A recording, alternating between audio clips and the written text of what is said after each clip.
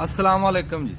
दुनिया चाहे जिन्नी भी तरक्की कर जे, चाहे बंदा चंद ते पहुंच जाए, पर बंदे खाणगे किसानां दी खट्टी हुई। ते जे किसान ही ना बचे ते फिर बचदा कोई भी नहीं। ਤੁਸੀਂ ਹੁਣ ਜਿਹੜੇ ਵੰਨ ਪਵੰਨੇ ਕੱਪੜੇ ਪਾਈ ਫਿਰਦੇ ਆ ਜਾਂ ਜਿਹੜੇ ਸਿਆਲੇ ਦੇ ਉੱਤੇ ਰਜਾਈਆਂ ਲੈਣੇ ਆ, ਇਹ ਸਾਰਾ ਰੂੰ ਦਾ, ਨਰਮੇ ਦਾ, ਕਪਾਹ ਦਾ ਕਮਾਲ ਆ। ਤੇ ਇਹ ਫਸਲ ਆ ਜ਼ਿਮੀਦਾਰ ਦੀ। ਤੇ ਜਿਨ੍ਹਾਂ ਨੇ ਪਿਛਲੇ ਸਾਲ ਬੀਜਿਆ ਸੀ, ਖਰਚੇ ਕੀਤੇ ਖਾਦ ਦੇ, ਸਪਰੇਅ ਦੇ, ਤੇ ਉਹ ਚੁੱਕ ਕੇ ਪਿਛਲੇ ਸਾਲ ਦਾ ਬੈਠਕਾਂ 'ਚ ਰੱਖਿਆ। ਅਸੀਂ ਪਰੌਣਿਆਂ ਨੂੰ ਬਿਠਾਉਣ ਤੋਂ ਤੰਗ ਆ। ਉਹ ਕੋਈ ਲੈਂਦਾ ਹੀ ਕੋਈ ਨਹੀਂ, ਉਹ ਵਿਕਦਾ ਹੀ ਨਹੀਂ ਪਿਆ, ਨਾ ਕੋਈ ਮਿੱਲਾਂ ਵਾਲਾ ਲੈਂਦਾ, ਨਾ ਸਰਕਾਰ ਲੈਂਦੀ ਪਈ ਆ। ਤੇ ਉਹ ਲੈਣਾ ਇੰਜ ਛੱਡਤਾ ਨਰਮਾ ਵੀ ਜਿਵੇਂ ਗਾਂ ਕੋਈ ਸਿਆਲਾ ਨਹੀਂ ਆਣਾ ਜਾਂ ਬੰਦਿਆਂ ਨੇ ਕੱਪੜੇ ਪਾਣੇ ਛੱਡ ਦੇਣੇ।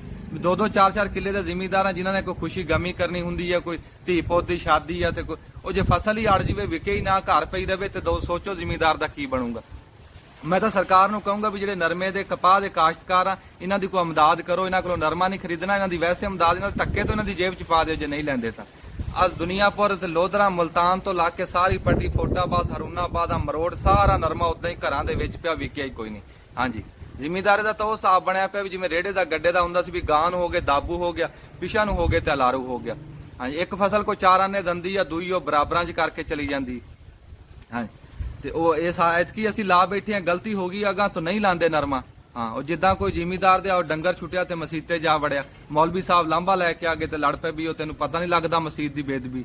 ਤੇ ਉਹ ਜ਼ਿਮੀਦਾਰ ਅੱਗੋਂ ਬਣਾ ਸਵਾਰ ਕੇ ਕਹਿੰਦਾ ਆਖੇ ਜੀ ਇਹ ਬੇਜ਼ਬਾਨ ਸੀ, ਇਹਨੂੰ ਨਹੀਂ ਪਤਾ ਲੱਗਾ, ਕਦੀ ਸਾਨੂੰ ਮਸੀਤੇ ਵੇਖਿਆ ਤੇ ਗੱਲ ਕਰੋ।